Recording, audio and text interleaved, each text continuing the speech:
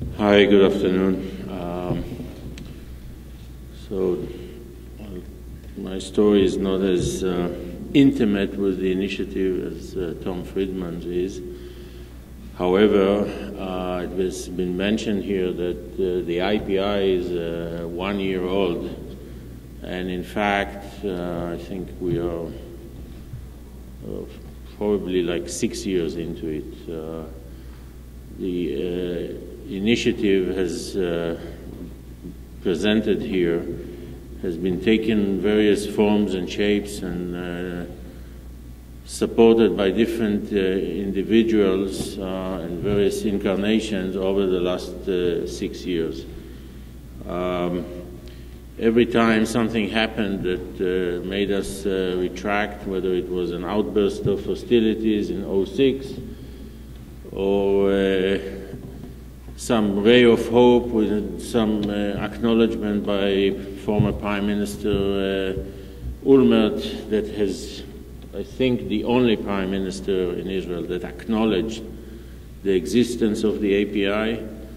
And finally, in the last incarnation, we've been working at it for almost 3 years ago.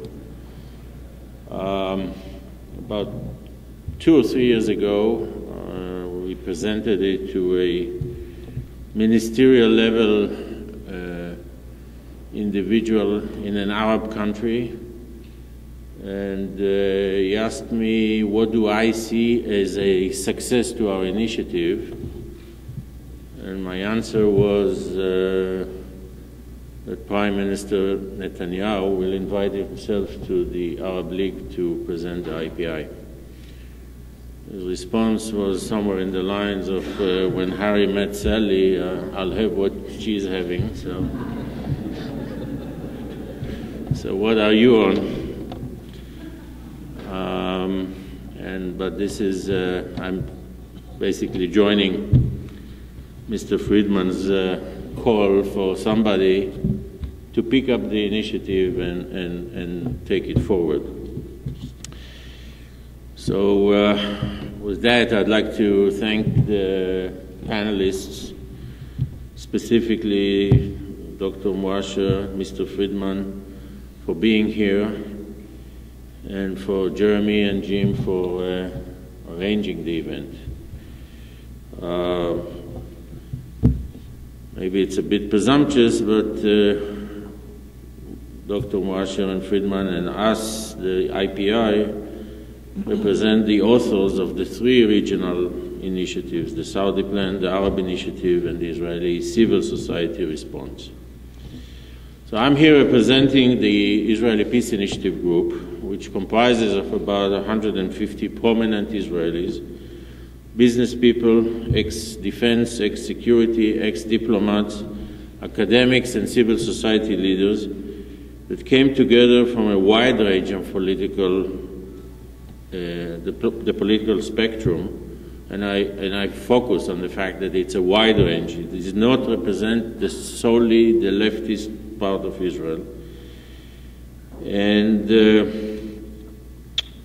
what united us, and we all have in common, is that we share the need to convince our government to take a similar heroic step to the API and offer an Israeli vision, a comparable vision for the region.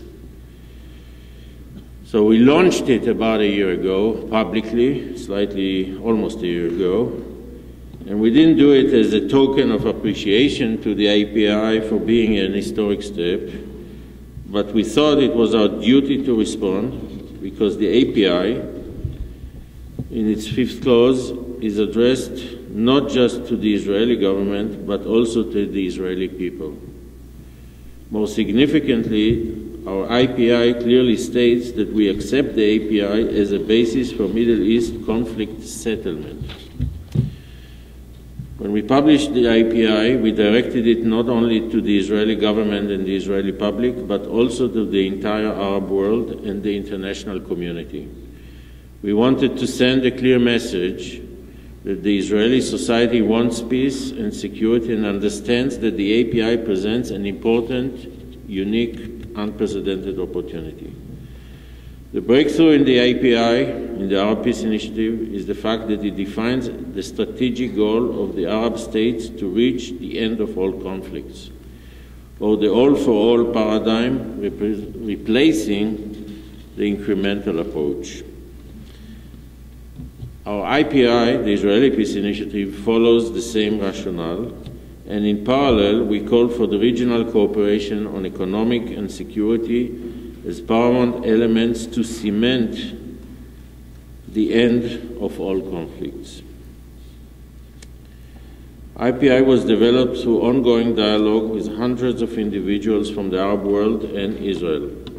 It was an attempt to understand the various interpretations of the Arab Peace Initiative and the potential Israeli response, one that will be in line with the Arab Peace Initiative principles, yet without compromising any of Israel's strategic interests. But now let's talk about the future and how we see the role of the API and IPI going forward. We believe that current situation brings a unique opportunity to use both to break the stalemate in all negotiations. Understanding that there are burning issues for a change not directly specific to Israel, occupying the Arab League members, still we think this is the opportunity. First point I'd like to make is why we should be carefully optimistic. The basic principle of two states has, since the introduction of the Arab Peace Initiative, has been pretty much universally adopted. Recent polls in Israel show, polls from just a few weeks ago, that over 70% of the Israelis prefer this option. Not surprisingly, a similar number of Palestinians believe this is the right option as well. This is a major breakthrough. Second point, the 10-year-old Arab Peace Initiative was a result of a strategic analysis of the developments of the Arab world, the developments the Arab world is undergoing. It is still very relevant and much needed.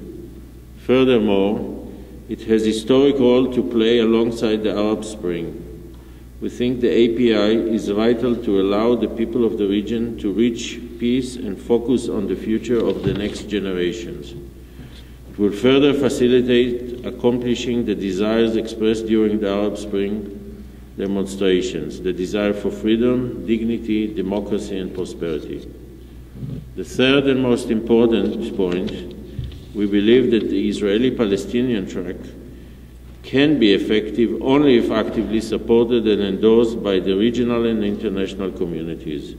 What we need is a regional diplomatic framework based on the initiatives which will take the negotiations from vision statements to diplomatic platforms. We trust that skilled diplomats will find a way to adopt a regional framework as an umbrella. Historically, such summits that we propose served as catalysts for bilateral processes. Geneva, through the interim agreements, led to the Camp David Accords, and the Madrid Conference, led in '91, ended with the Oslo Accords, leading to the Jordanian peace agreement. From here, I'm calling on the Arab leaders convened in Baghdad to reaffirm their commitment to the API.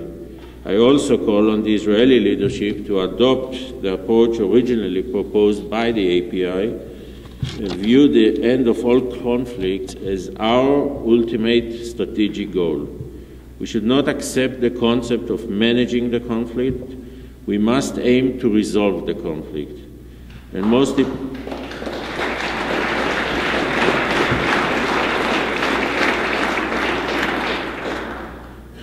importantly, we call upon the regional leaders and the international community to show courageous leadership. It's time now. Thank you.